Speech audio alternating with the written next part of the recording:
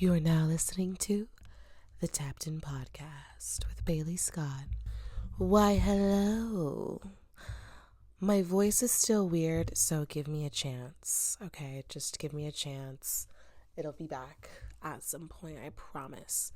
I'm kind of cold.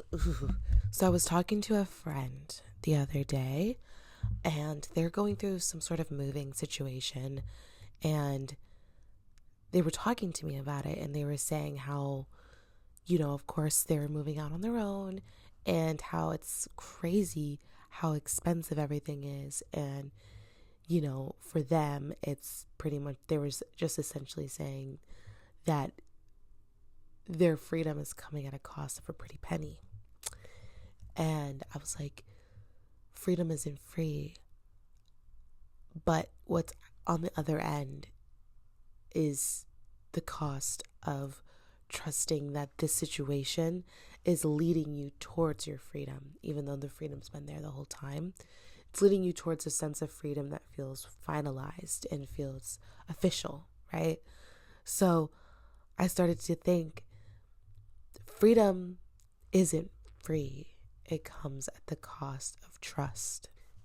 Now, what does that even mean? Because it's making it sound like that freedom has a cost, right? Like freedom has some sort of, it makes freedom's meaning a little paradoxical, right? Like freedom isn't to access to everybody. Even people that seem to have a lot of freedom and a lot of fame or money or success, even they feel trapped and feel a lack of freedom within themselves.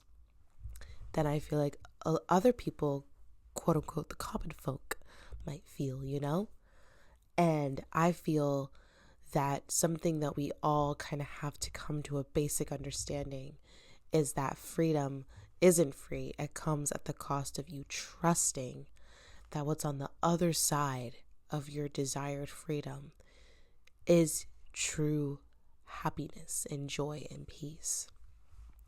And I kind of want to elaborate on that. So, for example, moving into your own apartment, right? That comes at a cost. This is the most basic example. That comes at a cost of whatever, down payment, security, moving, furniture, all of that good fun stuff, right? That comes at the cost of you moving into your own apartment. But when you get your own apartment, that is another sense of freedom that I feel everybody needs to experience at least once in their lifetime. I feel like everybody needs to experience a sense of that independence of being on your own at least once in your lifetime. I know that some people get partners early in life and they end up living with their partner.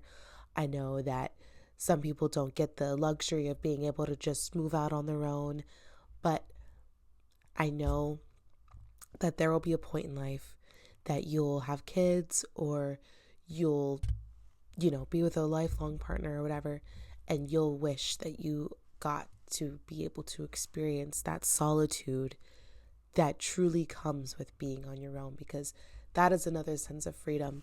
Of course, there's a weight of, making sure you pay your bills and making sure that you can be able to afford your own place. But other than that, because that always comes, you just have to trust that whenever you're on your own, you just have to trust that you can have it handled, because you would not be put in the situation where you are in charge of your own independence without the trust in knowing that you can be able to hold it. And that is something that I feel that a lot of us are scared of. A lot of us are scared of wondering if we even have the ability to hold what it is like to truly be on our own. And I feel that comes at the cost of freedom, or that comes at the cost of trust.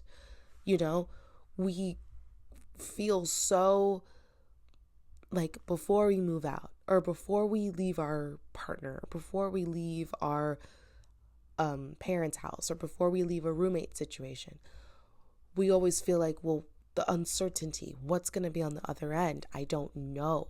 I don't know if I'm going to be able to pay my water bill and pay my rent by myself and get all my own groceries and carry up all this stuff up the stairs. Like, I just don't know if I'm going to be able to do this all by myself. But that sense of freedom and that sense of independence comes at the cost of trust. You have to trust that your money will come to you. You have to trust that the opportunities for you to be able to pay your rent and go up the stairs and get your groceries and all this stuff, that will come. You just have to trust that everything will come to you in its divine timing.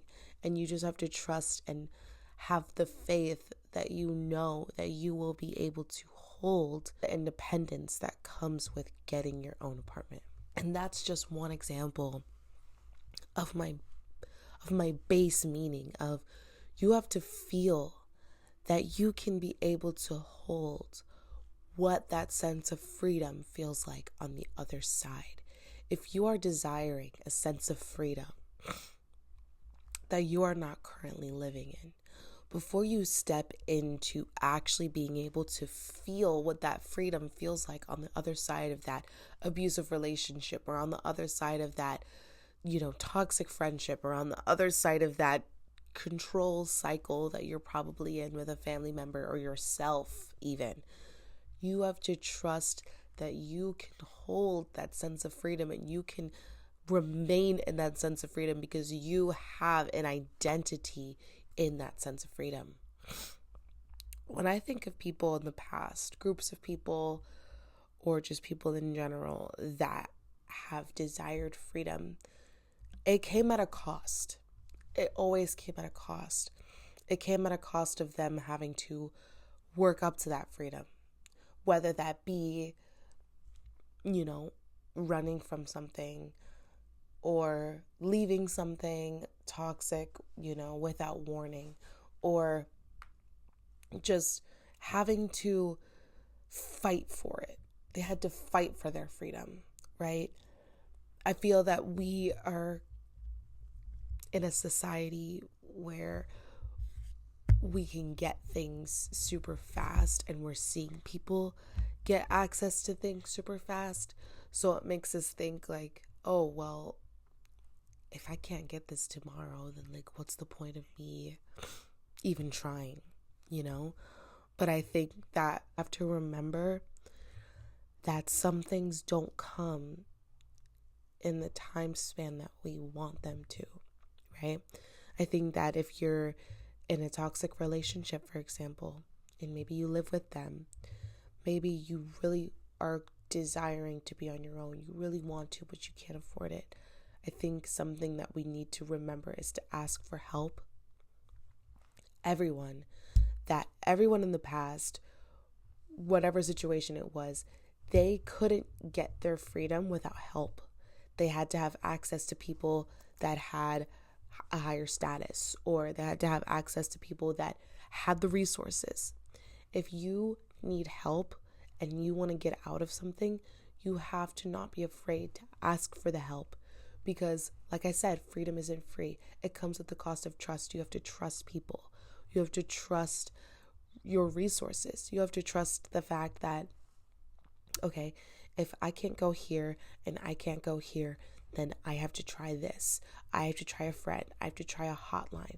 I have to try a friend's friend. I have to try Facebook. I have to try Instagram. Like, I feel that we kind of need to morph our headspace less into, well, there's just no options for me, and more into, okay, so how can we be able to use the resources that is at our fingertips? Because the one thing about this society that I feel is a blessing is the fact that we do have so much at our fingertips. Even if you don't have a phone or a laptop, there is a library that has computers and phones, and you have places to go that you can access help. I feel like I sound like an old person when I'm talking about this, but I feel that it is such a topic that is very hard for a lot of people to kind of come to terms with and understand that we are living in an infinite state of freedom. Like, we have souls, whether you believe it or not. Sorry, I said that because I was watching this show the other day with my parents, and this guy was talking about some sort of robot child that he was making, and some people were like in the audience in the show, he was talking about this robot and how it can like feel feelings and all of that, and people in the audience were like, well, it doesn't have a soul, and he's like, well, souls don't exist. And then obviously it's a show, but to me, like, some people actually think like that. Like, some people actually think that souls don't exist. And so sometimes I feel like I have to reiterate that I understand that some people don't think souls exist, but whatever. Anyway, that's besides the point. We have an infinite soul that's living in an invisible world that we can't see, right? That's where maybe our ancestors are. That's where God lives. That's where Jesus remains, always watching over us. I feel that we kind of have this, there's another world that's existing within the world that we're living in right now, right? And I feel that in that world, it's constant freedom. When we die in that world, we experience eternal freedom, right? And I feel that in that eternal freedom, that's why our soul craves freedom so much. It's because in this infinite world that exists somewhere, closer than we might think, there's eternal freedom. And so that's why, as beings on this earth with physical bodies, we crave freedom in any sense of the form. We don't like feeling trapped. We don't like feeling like caged animals. We don't like feeling like, and animals don't like being caged animals either, okay? And we don't like feeling like we have to be confined to some sort of person or be stuck in some sort of relationship or stuck in some sort of job situation, or we don't like feeling like, oh, I hate this job because it's not giving me the ability of, being able to go on trips or whatever, right? And some people really love their situation. So I'm not talking about the people that love their situation no matter what it looks like, okay? I'm talking about the people that feel trapped and confined in their situation because they feel like that there's no other way out, right? I feel that those people feel that sense of trappedness because their soul lives in an eternal place of freedom, right? Their soul lives in a place where there's no confinement, there's no lack, there's no scarcity, there's just infinite possibilities everywhere you go, right? And I feel that that is why us as beings on this earth don't like being confined and trapped in a cage, because our soul knows what it feels like to have eternal freedom, right? So I feel that us as beings need to tap into, okay, well, what does my soul think would be the best option? So you can do that by journaling about it. And I feel like I always say these same methods in every single episode, but it truly is repetition. It is you having to remember over and over again, get reminded, okay, well, what do I do then? Okay, this is what you can do. You can journal about it. You can journal, okay, this is the situation I'm in. How, like, write, no, don't even think, just write about what would be the best way to get out of it. Break up with that person. Call a hotline. Call a family member. Call a parent. Call, whatever. Pack up the car. Like, stuff like that. And I'm thinking, like, really extreme. But, like, what if you're confined at a job that you just don't like? Journal, okay, I feel confined at this job. What would be the best decision? Well, what I really want to do is backpack across the country. Okay, what is a good 6-month plan? Or what is a good 1-month plan? Okay, I could save up my money. I could see if a friend in another state, would welcome me with open arms. I could blah, blah, blah. Okay. And I feel that scares us because we love our comfort zones, like we love to kind of like stay where we know that we're going to get this amount of paycheck or whatever. We're like, okay, no, like I know, like I'm going to be okay, like blah, blah, blah. But like, even if you are living on your own and you have a stable job, you still feel confined and trapped. There is something else out there for you. There's something bigger, okay? And maybe that doesn't mean packing up the car and moving across the country. Maybe that doesn't mean quitting your job, but you have to find out what that means for you. It comes at the cost of trust, okay? You can't feel that sense of freedom if you don't hone in and trust that the feeling that you're desiring and the feeling that you're craving comes at the other side of trust. When we loosen our grip of control and when we decide to fully understand that we're being told that this feeling isn't happening for no reason. We're feeling out our feelings and we're coming to an understanding that, okay, I know that this feeling that's coming up isn't for no reason, okay? That doesn't mean you have to make a decision then and there. That does not mean that you have to all of a sudden just, like I said, pack up a car, move across the country, sell your house, drop your lease, whatever. No. What I am saying is that when we know what that feeling feels like of being confined, of feeling stuck, and maybe there's nothing that we can do in that very moment, that is an opportunity for you to pray. And that is an opportunity for you to talk to God or the universe, whoever you resonate with. That's an opportunity for you to talk to God and be like, God, what is happening? I'm feeling confined in my job. I'm feeling confined in my financial situation. I'm feeling confined in this relationship. I need you, And I think that even just doing that is such a big step, because once we decide to turn to God or turn to the universe and ask and pray and be like, God, I really need you to step into my situation right now. God will step into your situation. Maybe that means you get fired from that job. Ooh, now what? You asked God to step in and God stepped in, okay? You wanted freedom. You have freedom from that job now, okay? That's it. I feel like every time someone gets fired from a job, they had this intuitive feeling that they knew they didn't like that job anyway.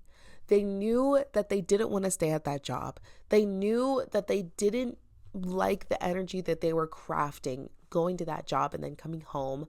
They knew they didn't like that routine that job was giving them, but they stayed in it because they were comfortable, right? They stayed in it because they've been in it for years, or they stayed in it because they thought it was pleasing their family or whatever, and then they get fired.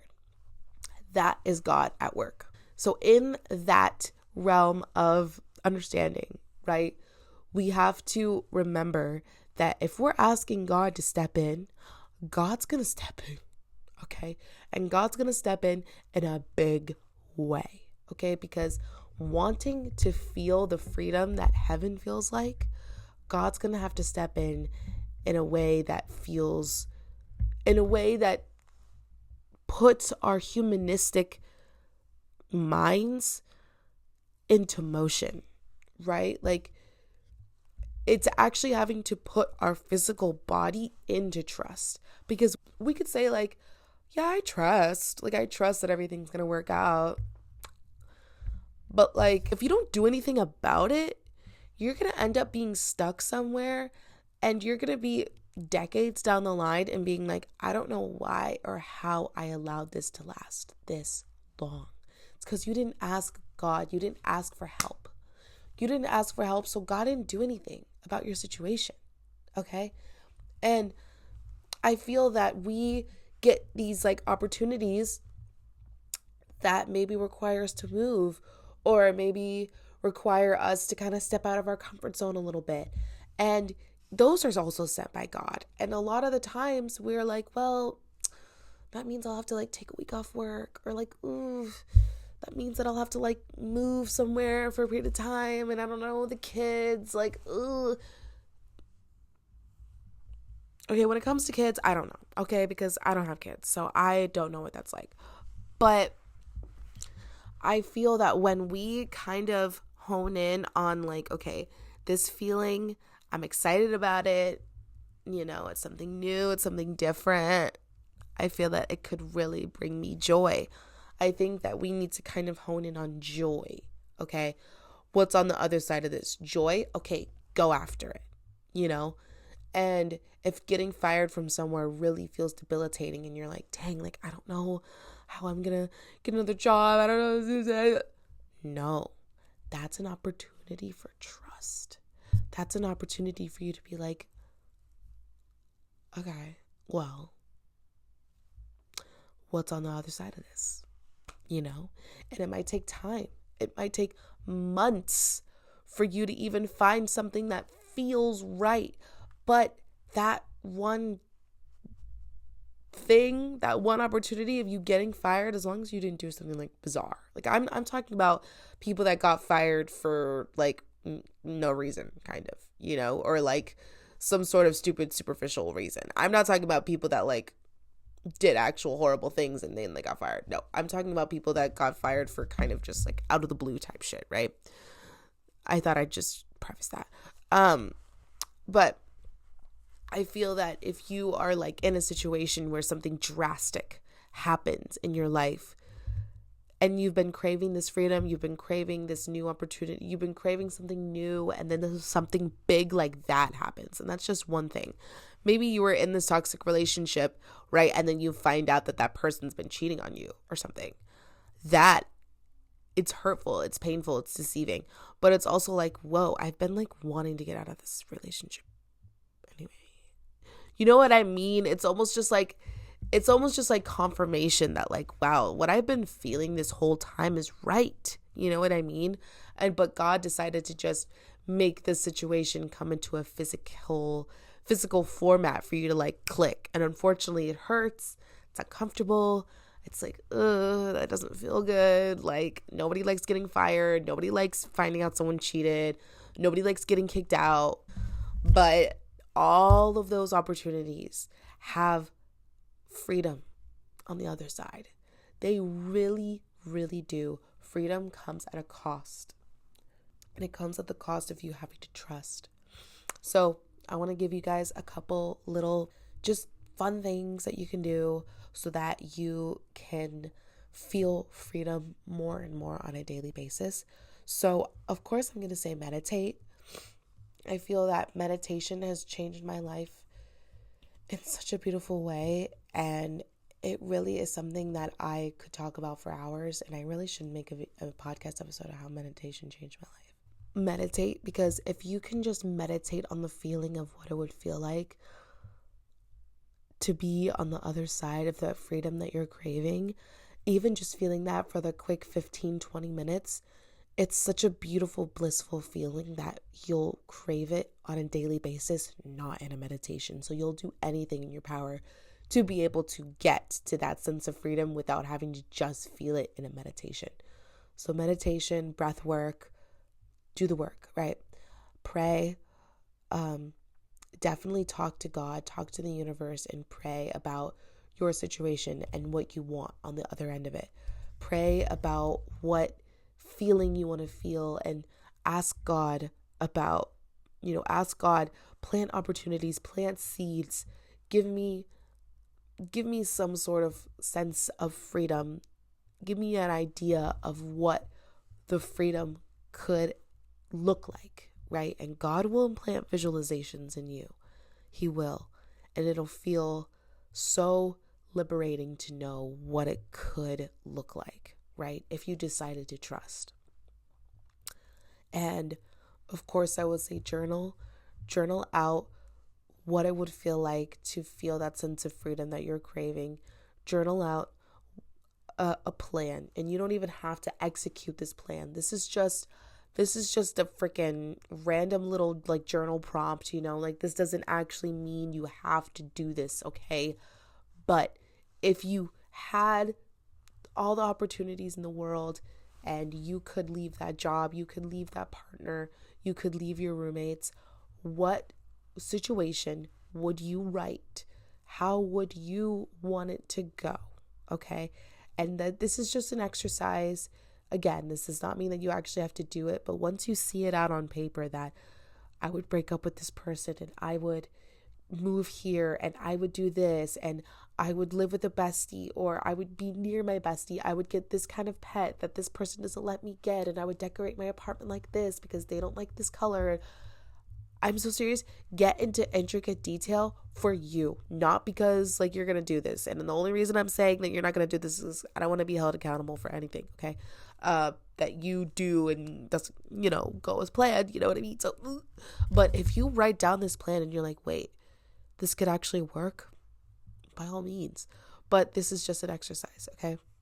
Another thing I would suggest to do is if your sense of freedom is coming from a place of, not really feeling a lot of independence, I would definitely say like go out and do things by yourself, Go out and have a day that is completely unplanned.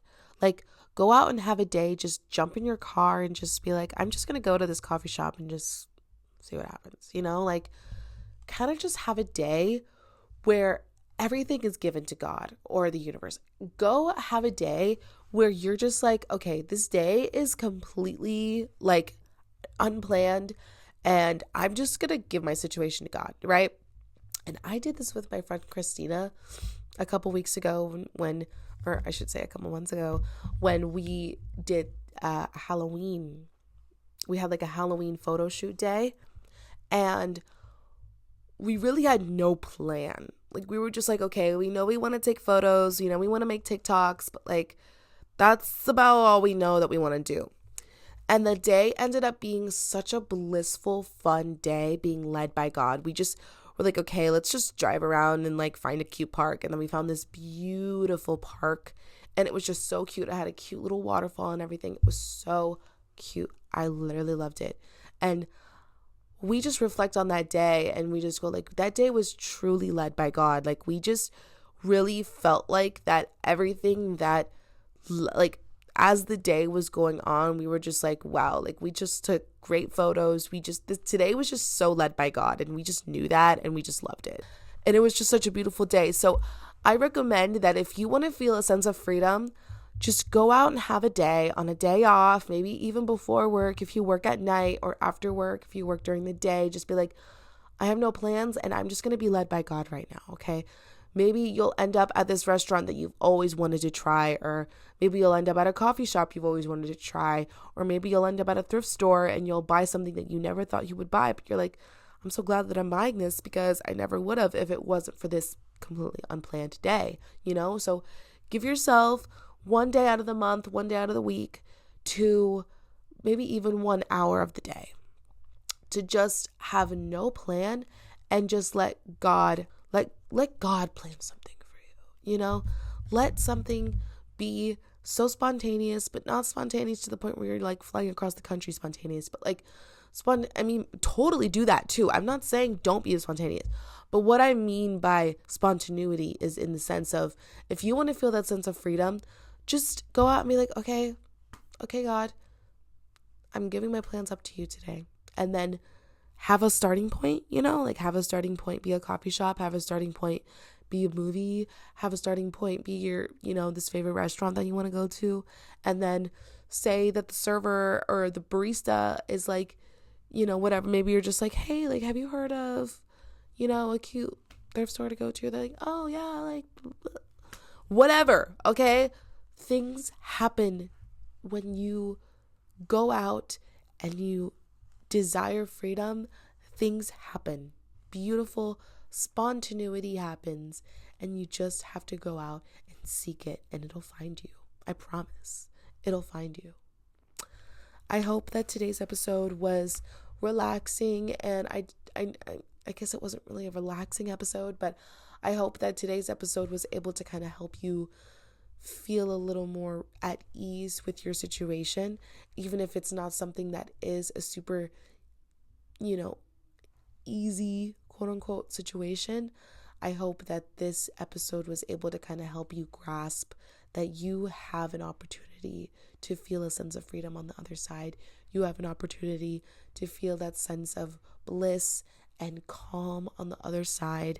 You just have to know where to go, how to ask for help, and how to harness in that feeling of freedom. Okay. I love you so much. Thank you so much for tapping into the Tapped In podcast. And I'll see you guys soon.